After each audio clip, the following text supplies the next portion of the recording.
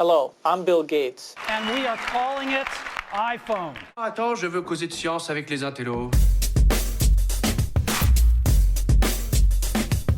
Bonjour à tous, je suis Jérôme Colombin. Et je le confirme, vous l'avez reconnu. Bonjour à tous, je suis François Sorel. Comment ça va mon Jérôme ? Salut François, bienvenue. On est chez nous, pour chez Jérôme et François. C'est ça. C'est un tout petit chez nous aujourd'hui. Ah ben oui, alors là, vous savez, on aime bien vous expliquer comment on enregistre ce podcast. Et bien là, autant vous dire qu'aujourd'hui, on est dans une salle sourde. Dans un placard, on peut dire ça comme ça. À côté du Labo 01net, vous savez, où on teste les smartphones, les télés, les objets connectés, etc. Il y a une salle sourde et Lionel qui s'en occupe nous la prête gentiment. Voilà, une salle sourde, ça veut dire qu'elle est complètement insonorisée. Elle n'a pas Comment ? Elle n'a pas de réverbération. Et c'est pour tester ici les produits audio, les casques, les micros, voilà. etc. D'ailleurs, il a plein d'appareils des bizarres, micros. ce Lionel. Moi, franchement, j'ai un peu peur. J'ai l'impression de rentrer dans la maison d'un psychopathe. Ouais, Hein oui, parce qu'il y a une tête avec des oreilles. Oui, c'est ça. C'est assez étrange. Voilà, on vous mettra une photo. Je prends une photo, on la mettra sur le site. Alors, ce mois-ci, de quoi on parle ? Vous savez, chez Jérôme et François, c'est le podcast mensuel dans lequel on débriefe l'actu du mois. Exactement. Et où on vous dévoile quelques petits à côté, un petit peu les coulisses de notre boulot. Alors, on a pas mal de choses cette semaine, Jérôme. Côté service de SVOD, évidemment, il y a eu Apple TV, il y a eu aussi Disney+. Tu sais quoi, j'ai réussi à m'abonner à Disney+. Alors là, je te félicite parce que alors que j'ai pas le droit. Mais oui, officiellement, il n'y a pas de Disney+. Disney+ n'est toujours pas lancé. Enfin, il est lancé aux US, mais pas en France. Absolument, oui, pardon, c'est ce que je voulais dire. Donc on va en parler de cela. Qu'est-ce qu'on a eu ? On a eu également le lancement de Google Stadia en ce mois de novembre. Oui. Donc ça vaut le coup qu'on en parle un petit peu. Il y a du Jingo aussi. Il y a de l'assistant vocal avec le lancement de Jingo, l'assistant vocal français. Moi je l'essaye, tiens, un truc rigolo à te raconter, tiens, à ce sujet. Oui, j'ai vu tes SMS et je me dis que c'est pas gagné quand même pour Jingo. Ouais, on va en parler. On va en parler. Et puis voilà. on va parler d'autres choses. On vous réserve une petite surprise pour la fin de ce nouveau numéro de chez Jérôme François. Bon, j'espère que tout comme nous, vous êtes bien installés. Alors peut-être que vous êtes dans les transports, chez vous, tranquillement. Vous n'êtes pas dans une chambre sourde. Mais vous savez quoi ? Bienvenue à vous toutes et à vous tous. C'est parti.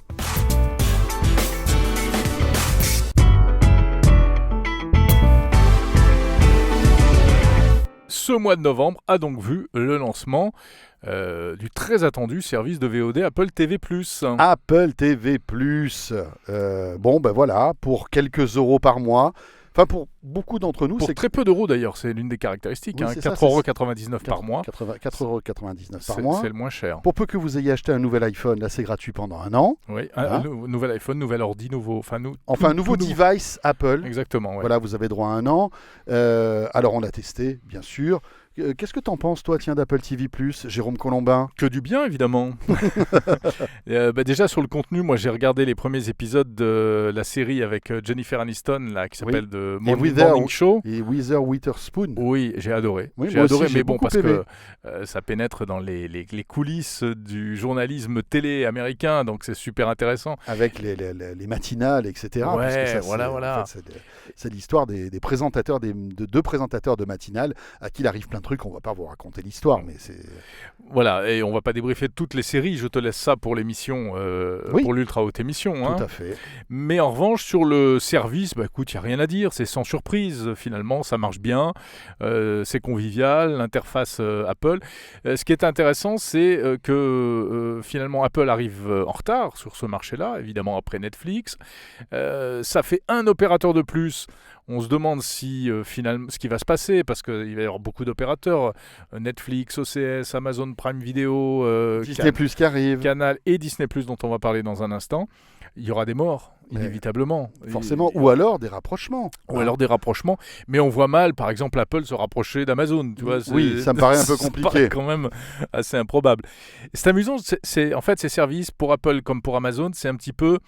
On sent que c'est le truc qu'ils veulent offrir en plus à leurs clients pour qu'ils aient l'expérience complète. Mais en réalité, c'est un peu une danseuse pour eux. Et puis je pense que Apple, même si Apple est richissime, hein, c'est l'une des boîtes au monde les plus riches, est-ce qu'elle a la capacité à investir? Sans doute, mais est-ce qu'elle va le faire autant que Netflix, autant qu'Amazon Prime Video? C'est ça la question, autant qu'un HBO ou un Disney. Donc voilà, et puis pour l'instant, il faut quand même pas se voiler la face. Il n'y a pas grand-chose sur Disney+, hein, Jérôme. Il y a quelques séries.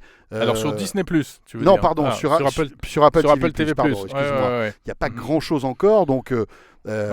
Tu parlais d'investissement, c'est vrai qu'ils ont prévu d'investir 6 milliards par an, alors que Netflix, on est à des épisodes à 15 millions de dollars l'épisode, quoi. Sur quoi? Sur Netflix, on est à... Non, c'est 15 milliards de budget pour Netflix par an. En fait. Ah oui, 15 milliards par an, d'accord. Oui, je te parlais par épisode. Et 6 milliards pour Apple TV+. C'est ça. Donc effectivement, on joue pas dans la même cour, même si c'est quand même des chiffres hallucinants. Mais qui sont bien sûr hallucinants. Donc on va voir. Apple doit prouver là qu'ils ont fait le bon choix des producteurs, des bons scénaristes, de bonnes histoires. On verra bien. D'autant que voilà, il y a Disney+ qui arrive. Alors, ce Disney+.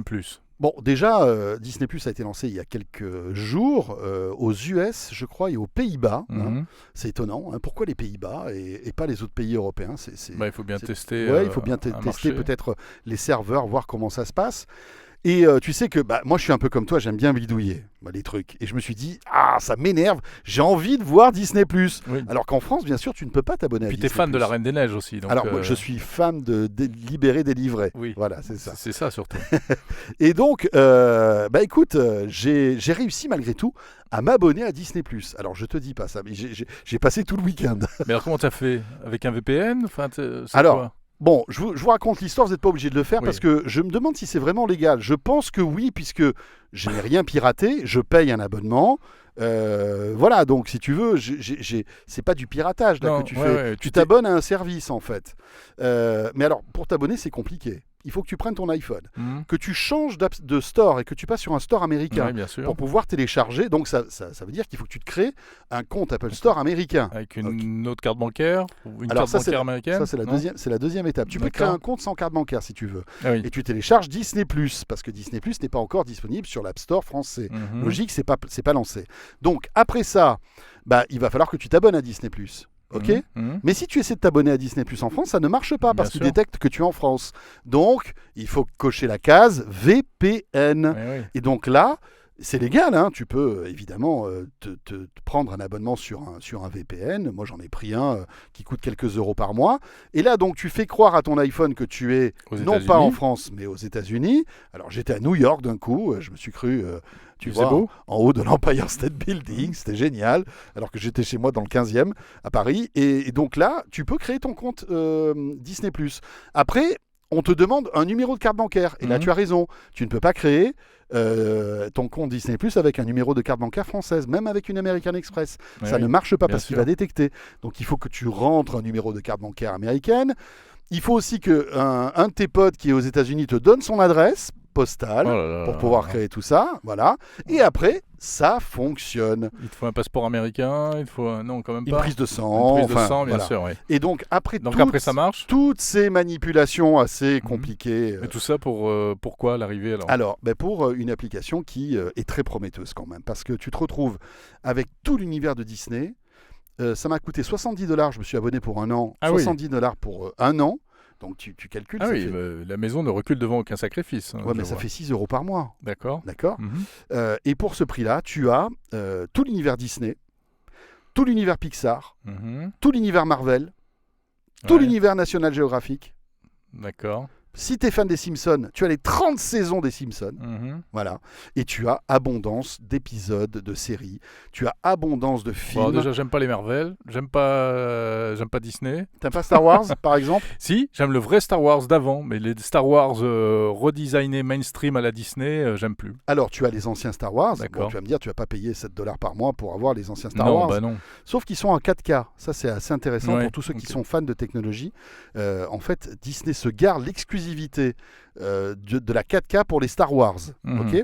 Et puis tu as la nouvelle série, The Mandalorian. Tu sais, c'est cette série, la série inspirée de dont l'univers tout le monde parle. Star Wars.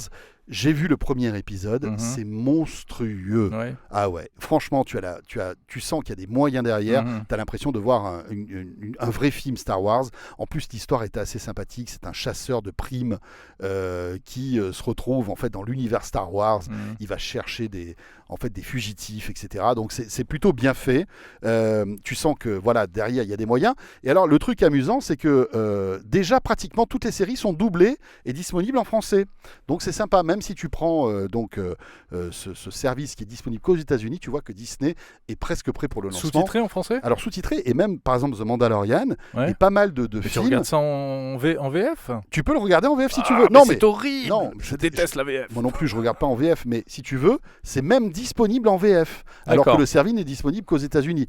Mais il est disponible aussi au Canada, donc c'est peut-être pour ça qu'il est en VF aussi pour nos amis québécois. Ben merci pour cette belle expérience outre-Atlantique. Oui, mais j'ose pas trop le raconter parce que je me demande si t'inquiète pas, ça reste si entre nous, c'est dans le podcast, ça reste chez Jérôme et François. C'est rigolo. L'autre événement de ce mois de novembre, évidemment, c'est le lancement de Google Stadia. Il y avait un teasing formidable depuis des semaines, depuis des mois. Voilà, ça y est, la plateforme de jeux vidéo en streaming de Google est opérationnelle depuis le 19. Lancement un peu chaotique, d'ailleurs, on en a parlé dans 01 Hebdo. Oui, bien sûr, et puis vous avez toute une série d'articles sur zeronet.com qui vous expliquent pourquoi ça vaut le coup ou pas de vous abonner à Stadia. Ce qui est intéressant, c'est qu'on est peut-être quand même en train d'entrer dans une nouvelle dimension, de nouveaux usages du jeu vidéo. Est-ce que véritablement on va basculer dans le dématérialisé avec Google Stadia ou ce n'est ou alors ça n'intéressera qu'une niche de gamers, à ton avis?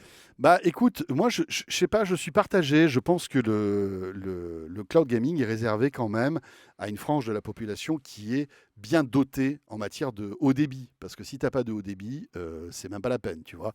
Nous, on est il à faut Paris, au moins 10 mégabits. Voilà, et encore, tu vois, je pense que même si tu as une connexion ADSL, c'est pas terrible parce que la ADSL rajoute de la latence. Donc vaut mieux, à mon avis, avoir la fibre. On n'a pas tous la fibre optique, je suis désolé. Alors nous, Parisiens, on est hyper gâtés, on a tout ce qu'il faut. Mais voilà, il y a plein de régions ou même de villes moyennes où il n'y a pas encore la fibre, ou des quartiers où il n'y a pas la fibre. Donc voilà, il faut voir si vraiment c'est ça finalement marche. très élitiste ce service. Je trouve. Tu peux pas le faire fonctionner en 4G. Ça ne marche pas en 4G. C'est très bizarre ça. Voilà, alors parce que la 4G rajoute de la latence. Et tu sais que l'ennemi du cloud gaming, c'est la latence. C'est ces dizaines de millisecondes qui font que tu vas avoir un temps de latence entre ta télécommande qui est ta manette de jeu et puis ce qui va se passer à l'écran. Ouais, il faudra de la 5G où là, normalement, il n'y aura plus de latence. En théorie, il n'y aura plus de latence. Mais bon, la 5G, c'est pas pour tout de suite. Tu as vu, notamment en France. On en parlait dans 01 Hebdo.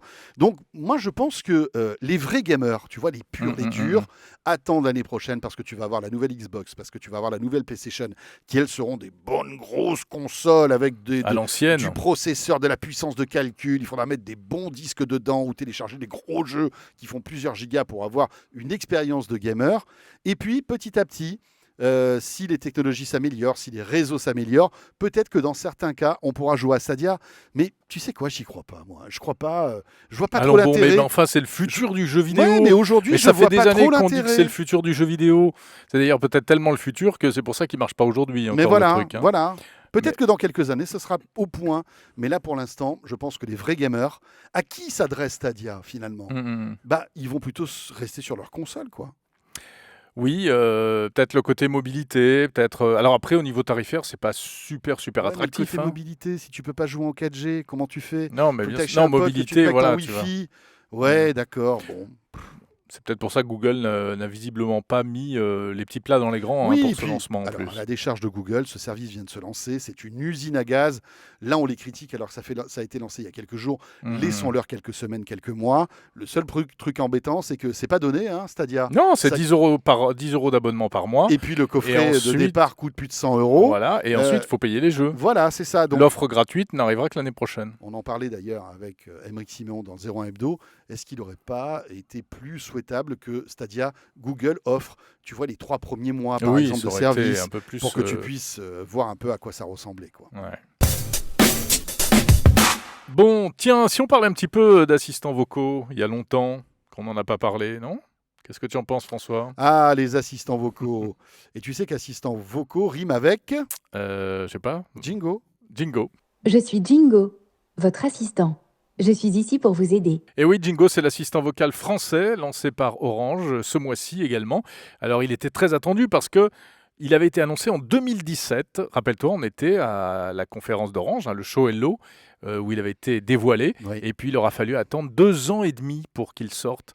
Alors qu'évidemment, bien entre-temps, Amazon a fait son trou. Il n'était pas encore arrivé à l'époque.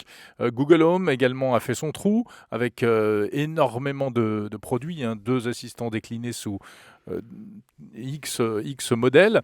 Bon, Jingo, c'est vrai qu'il a on se demande vraiment ce que va devenir ce produit. Alors d'abord, à quoi il sert? À peu de choses en réalité, parce qu'on peut lui demander la météo, on peut lui demander l'heure qu'il est, on peut lui demander de compter... Mais il télécommande pas ta télé? Et il peut télécommander ta télé si tu as une Livebox. Eh oui, mais toi, comme ta Livebox, elle est débranchée, elle est dans le carton. Voilà, exactement. Effectivement, tu as Jingo dans la télécommande. Tu appuies sur le Oui. bouton micro de la télécommande de Livebox et tu peux lancer les chaînes, monter le son, baisser le son et tu peux lancer la vidéo à la demande, mais OCS uniquement. Tu ne vas pas lancer Canal Play ou Netflix avec ça. Ce qui est débile. Bah oui. mais Pourquoi ça, c'est- réserver ça au service d'Orange? Mais c'est les limites de ces trucs-là, c'est que l'interopérabilité pour l'instant n'existe pas. Tous ces services-là, chacun est obligé de jouer sa partition dans son coin Ouais, mais, pour mais- espérer... mais on pense pas aux consommateurs, c'est ça. Tu crois que le mec qui achète ça, il va se dire ah tiens, pourquoi je peux lancer que OCS et pas Canal ou Netflix ou Amazon ou bien sûr, Disney? évidemment. C'est débile. Mais Jingo est extrêmement limité, et c'est pour ça qu'ils ont quand même mis Alexa à l'intérieur. Et oui. C'est-à-dire que tu as 2 assistants en un. Donc, avant de poser la question, il faut que tu réfléchisses à qui tu vas poser la question. Exactement, exactement. C'est-à-dire que si tu veux, par exemple, piloter une prise électrique télécommandée de la marque Orange, vendue sous le label Maison Connectée, donc là, Jingo est compatible, tu peux lui dire « Ok, Jingo, allume la lumière ». Si tu veux piloter, je sais pas quoi, ta climatisation qui, elle, n'est pas compatible Jingo, faudra que tu passes par Alexa. Donc tu imagines un peu le bazar. Ouais, c'est un peu compliqué. C'est un peu compliqué. Tu as testé, non? Alors j'ai testé et j'ai eu une expérience Tu m'as envoyé plein de SMS rigolos. Mais j'ai eu. Alors, cela dit, je trouve que je vais d'abord lire le bien que je pense de Oui. Jingo. D'abord, c'est un joli appareil. C'est tout bête, mais la petite enceinte est mignonne. Elle a un son qui est pas mal, etc. Deuxièmement, je pense que c'est important, même si on peut, évidemment, on sent bien qu'ils sont très en retrait par rapport aux géants, Google et Amazon. Oui, Mais je il pense il faut saluer le courage d'Orange de se lancer. dans cette Exactement, voilà, ils ont fait ça avec Deutsche Telekom. Mais c'est important qu'il y ait une alternative française, même européenne, au GAFA. Quoi, pour, bataille. Oui, mais Jérôme, excuse-moi, je te coupe, mais Free a la même chose avec OK Freebox, où tu peux commander ta Oui, Freebox. et SFR aussi, mais c'est Et uniquement... tu fais OK SFR et de la même manière, tu peux zapper, tu peux monter le son, etc. Alors, on n'est SFR, pas- en plus, a lancé un système de maison connectée Mhm. où tu peux commander aussi ta maison connectée. C'est quoi la différence avec Jingo? Oui, c'est qu'il y a l'enceinte, c'est qu'il y a le produit Ouais, d'accord. audio, Oui. c'est qu'il y a, je pense, un écosystème d'objets connectés qui est plus vaste chez Orange, donc les produits maison connectés. Mais après, je t'accorde qu'effectivement, ça paraît très très limité et par rapport à tous les produits compatibles HomeKit, Amazon, etc. qu'on peut trouver sur le marché. Et alors oui, pour revenir à l'histoire amusante, c'est que moi, Jingo a marché un petit moment quand je l'ai essayé et après il marchait plus. Il marchait plus. Et pendant Il 3 n'était pas bien chez toi. Exactement. Pendant 3 jours, il ne fonctionnait plus. Il te faisait la tête. Alors j'étais très inquiet, Mais mon oui, petit bien Jingo, sûr. parce que je l'appelais, tu vois, je vais OK Jingo, alors il s'allume, il répond, je lui dis quelle heure est-il sans me déranger. Il mouline, il cherche, il clignote, il s'allume ouais. dans tous les sens et fait je ne comprends pas la question. Ah merde. Ouf. Pourtant, tu disais un truc tout bête, quoi. C'était pas très compliqué comme Ouais. requête, tu vois, Mhm. je vais pas demander l'âge du capitaine. Et bref, il était complètement out of space. Il a fallu 3 jours et l'aide des services techniques d'Orange pour comprendre ce qui s'était passé. Sais-tu ce qui s'était passé? En fait, ton Jingo a été attaqué par un virus. Pas du tout. Il y a la possibilité, comme on peut passer des appels téléphoniques via Jingo, en l'appairant avec la Livebox. Du coup, tu peux transférer dans le Jingo tes contacts Oui. téléphoniques. Oui. Et j'avais transféré, pas tous, mais un certain nombre de contacts téléphoniques, et il ne digère pas les caractères accentués. Non, c'est pas vrai. Les et accent Par exemple, aigu. t'as T'as René. Ton copain René. Mais oui, mon copain René. Mais ton copain bien René, sûr. bien évidemment. Exactement. Le pauvre, il a un accent aigu. Ou François avec un CCDI. Ah, donc c'était peut-être à cause de moi, alors que ton C'est jingo a peut-être planté. à cause de toi. Ouais. Et alors là, les CCD et les E accent aigu. Et les E accent aigu, il n'en veut pas. Alors les accents circonflexes, là, il explose. C'est un peu bizarre pour un assistant vocal français. Mais oui. Ça aurait été un truc américain. On aurait dit, bon, ok, d'accord, ces Américains, ils Oui, connaissent ils pas les comprennent. accents. Donc, mais là, c'est quand même un sale bug. Il non aura fallu 3 jours pour détecter, Ben oui, comment pour se rendre compte que c'était ça le Ouais, problème. ouais, bah, c'est-à-dire que je leur ai envoyé je sais pas ce que je leur ai envoyé. Ils ont regardé les logs de leur côté. Alors après, d'ailleurs, ça m'a soulevé une question. J'attends toujours la réponse d'Orange. Si Orange nous écoute, j'aimerais bien qu'ils nous répondent.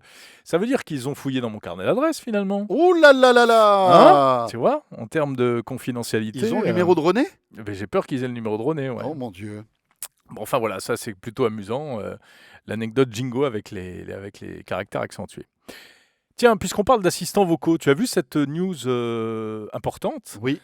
qui concerne Sonos, les enceintes audio Sonos, et puis une start-up française. Oui, qui s'appelle Snips. Ouais. Et Snips, tu t'en souviens très bien, on les avait interviewés, je crois, plusieurs fois sur 01net TV à diverses occasions. En fait, c'est on va dire, un acteur de la reconnaissance vocale et de l'assistant vocal totalement français. Tout à fait, c'est une start-up qui travaille vraiment sur la reconnaissance vocale. La particularité qu'ils essayaient vraiment de développer, c'était de la reconnaissance vocale sans Oui. cloud, non Voilà, connectée. Non connecté. Hein, Pour donc, garder, en fait, on va dire, une sécurité de nos données privées. et en voilà, quelque donc sorte. on n'a pas besoin d'envoyer les données sur le cloud pour qu'elles soient traitées sur des serveurs, comme ça se fait chez Oui. Google. Quoique avec la nouvelle version de Google Assistant, ça se fait moins. On en parlait le mois dernier. Mais là, effectivement, c'est leur pitch et du coup, ça permet de mettre de la commande vocale un peu partout, y compris demain, peut-être, tu vois, dans des lave-vaisselle, dans des fours, etc., sans que ça passe par les passerelles, les API et compagnie. Donc Sonos a racheté Snips. Et ben voilà, Sonos a racheté Snips. C'est pas facile à dire. A racheté Snips. A racheté Snips. Et on peut se demander pourquoi, parce que Sonos est compatible tous les services d'assistants vocaux. Alors oui, Amazon, Google Exactement. Home. Je crois qu'ils travaillent avec Apple pour Siri, même si Siri n'est pas encore intégré. Ouais. Pourquoi racheter Snips pour Sonos Eh bien, est-ce que ce ne serait pas justement Mhm. pour essayer de développer lancer leur eux-mêmes leur assistant propre vocal. assistant vocal Ouais. Les petits coquins de chez Sonos. Voilà, tout à fait. Eh ben, dis-moi, entre Jingo, OK SFR, OK Freebox, Amazon Alexa, Google Home, Ouais. Snips et tout ça, Mais ça va être compliqué. Ça va hein. être mais je crois pas alors, si je peux me permettre, je ne crois pas qu'il faille voir les choses comme ça. C'est-à-dire que la reconnaissance vocale, il va y en avoir partout. Il va y en avoir même sur ton vélo demain, il y en aura même sur ta brosse à dents, j'en sais rien, etc.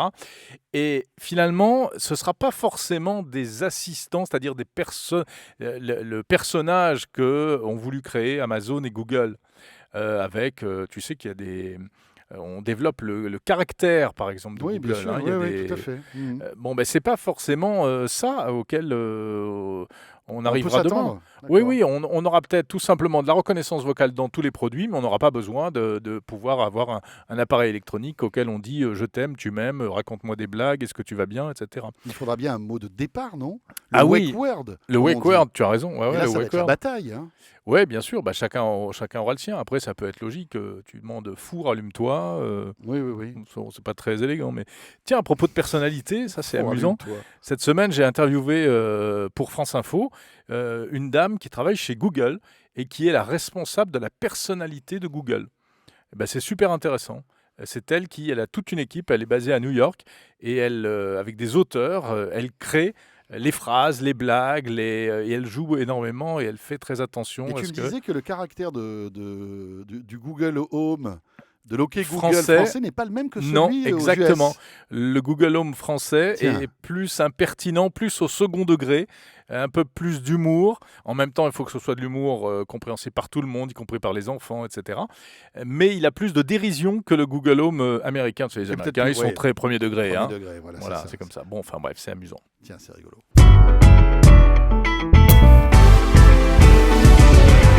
Bon, François, avant de, Oui, Jérôme. avant de se quitter, Oui. parce qu'en plus, je sais que tu es très très occupé en ce moment. Bah écoute, oui, bah on a 2-3 trucs sur le feu. On a 2-3 trucs sur le feu. Tu nous en dis un petit peu quelque chose? Oui, alors évidemment on peut vous en parler parce que maintenant ça y est, ça commence on commence à communiquer là-dessus. Alors tu sais que évidemment on a nos activités radio, toi sur France Info et moi sur RMC.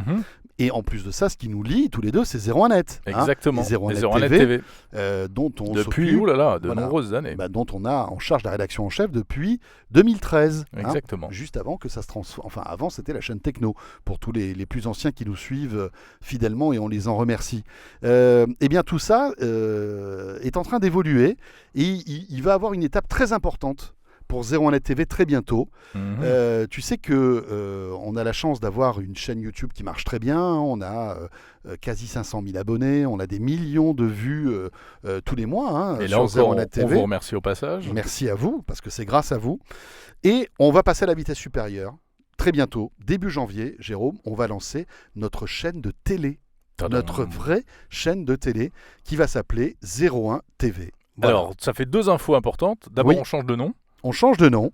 01net TV à la poubelle. Paf, ça devient 01 TV. Voilà, ça a l'avantage de la simplicité, de l'efficacité, c'est clair et net. Et puis, on sera de toute manière très proche également de 01... comment ça va s'appeler? 01net. Alors, tu as le site 01net qui s'appelle toujours 01net, mais tu auras la marque, si tu veux, au-dessus. La marque ombrelle, comme on dit, qui sera en fait la marque 01, qui sera déclinée donc en 01net.com pour le site, et 01 TV sur la télé. Et puis il y aura d'autres projets 01 dont on vous parlera plus tard. Oui, la ligne de vêtements, bien sûr, les parfums 01. Les parfums, les salles de sport. Exactement. Oui, ok. Voilà. La charcuterie aussi. La charcuterie 01 qui sera excellente. Bah oui, qui sera bio. On est expert. Bon, sérieusement, et alors cette chaîne de télé, alors il faut dire exactement de quoi il s'agit.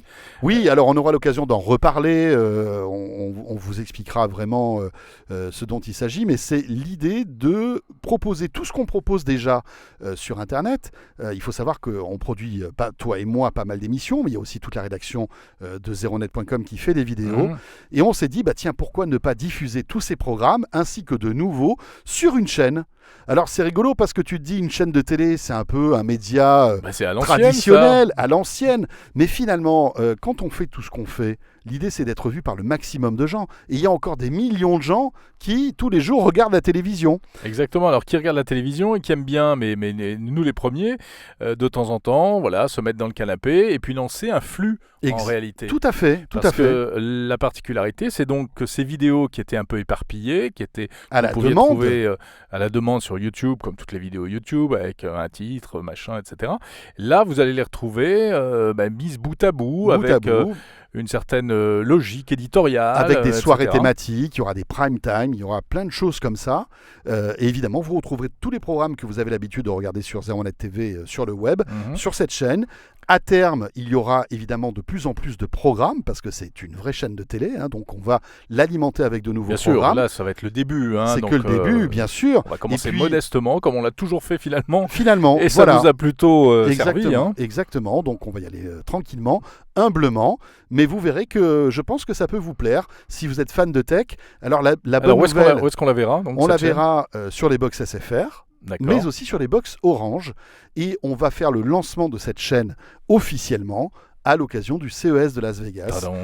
Puisque vous le savez, le CES se profile, ça sera tout début janvier. Lancement de la chaîne le 6 janvier chez SFR et le 8 janvier sur les box Orange. Donc si vous êtes abonné Orange ou SFR et que vous avez une box, vous nous retrouverez et on vous communiquera le numéro du canal très très vite. Voilà, donc c'est quand même une info de taille. Ouais, c'est une étape importante pour nous. C'est une étape très importante. Et puis imagine pour les émissions en direct qu'on fait, tu vois, les keynote Apple, les choses comme ça, eh bien on sera en direct aussi sur les box. Et c'est plutôt cool. Voilà, on espère que vous serez au rendez-vous, que vous serez nombreux à vous brancher sur cette chaîne et puis à nous dire ce que vous en pensez. Ce sera une autre manière de regarder nos vidéos. Ça va être nous aussi un petit peu une autre manière de les faire, même, il faut bien l'avouer. Et puis, parce qu'on ne fait pas exactement la même chose pour YouTube ou pour une chaîne de télé. Cela dit, voilà, on est nous-mêmes, donc on était nous-mêmes sur le web, on sera nous-mêmes à la télévision, bien sûr. Mais ce qui est intéressant aussi, ce que je voulais rajouter, c'est qu'il y aura un flux linéaire, donc 24 heures sur 24, avec des programmes et un habillage, etc. Un très bel habillage qui va arriver bientôt, parce qu'une chaîne de télé, c'est un habillage. Ça demande plein de choses passionnantes à réfléchir, une chaîne de télé. Ça n'a rien à voir avec ce qu'on fait habituellement. Et puis aussi, le replay qui arrivera sur les box. Et ça aussi, c'est intéressant pour nous. Quand je disais tout à l'heure que l'objectif d'une chaîne comme la nôtre, c'est de toucher un maximum de gens, le fait qu'on soit en replay va permettre aussi aux gens qui ont des box de pouvoir regarder 01 Hebdo, De quoi je me mail, 01 Drive, toutes les vidéos qu'on fait tout au long de l'année. Voilà, sans aller sur le web, sans aller sur YouTube. Sans être obligé d'aller sur YouTube, via l'interface de ta box SFR Orange. Et puis à terme, on sera, si tout va bien, en tout cas on discute avec Bouygues Télécom et Free. Eh bien écoute, c'est super. Voilà. On est super heureux de se lancer dans cette nouvelle aventure. Exactement. Avec vous, donc, rendez-vous en janvier, le 6 janvier. Tu as donné la date, c'est voilà, ça ? 6 et 8 janvier. 6 janvier chez SFR et 8 janvier chez Orange. Vous êtes les premiers à le savoir. Là, ah franchement, ouais, là, c'est vraiment, on vient de tout vous dire pratiquement.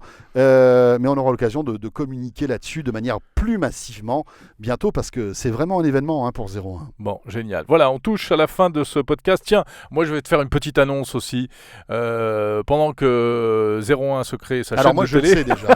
Moi, je le sais parce que tu m'as envoyé... Oui.